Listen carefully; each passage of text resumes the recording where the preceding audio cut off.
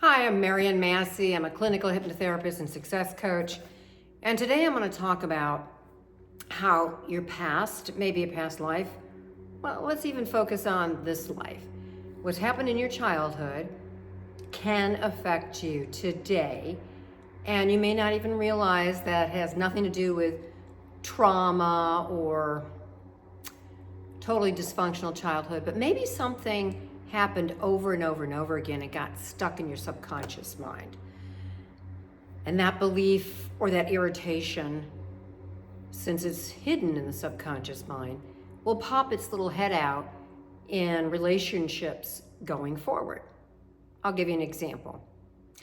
Let's say that growing up as a child, maybe you were the youngest or in a family that just didn't listen to children, and unconsciously you felt invalidated and not good enough because you weren't listened to. And I don't mean the occasional time. I mean some kind of pattern that's over and over again. So you grew up, you become a great adult, you do things that are responsible, and maybe in the workplace, you have a boss that discounts you or says, nah, let's not do that. And you're starting to feel angry, more than what the situation really requires, in the sense that you've kind of blown it up like, wow, that is a flag for some kind of repressed belief or emotion. And an easy place to start is in childhood. Say, what does this remind me of? How was I invalidated, or how was I not listened to? Or again, great question. What does this remind me of? And go in the back, in the past. And when you can do that, you can start changing beliefs about yourself. One of the exercises I give my clients is to imagine that you're talking to your inner child. And you say to them, I'm here for you now, and I'm going to help you. And you go over the situation maybe and make it up in your mind. And instead of not being listened to, you start to imagine that you are being listened to and you're feeling your worth.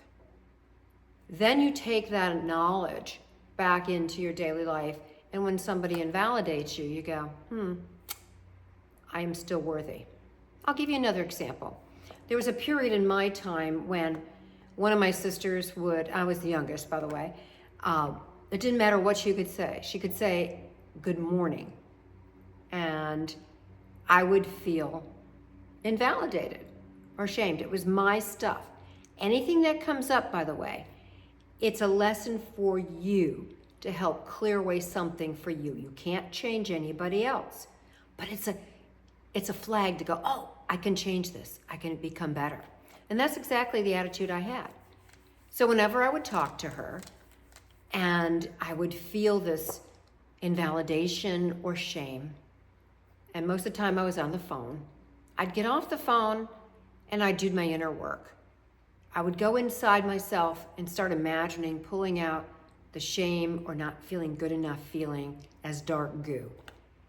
And then I replace it with, I am worthy right here, right now. I am good enough right here, right now.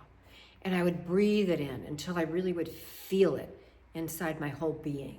And I just kept doing that every time. Anytime she triggered me, and she triggered me a lot, I kept doing that until one day it didn't trigger anymore.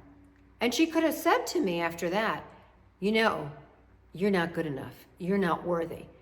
And it wouldn't have mattered, because it doesn't matter what the other person thinks or feels. It matters what you feel, what you think, how you change, how you interact. And I wanted to be free.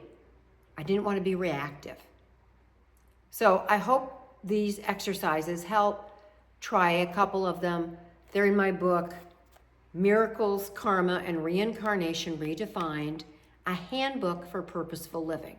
Remember, it's a handbook for purposeful living. In my book, I try to help you to live consciously.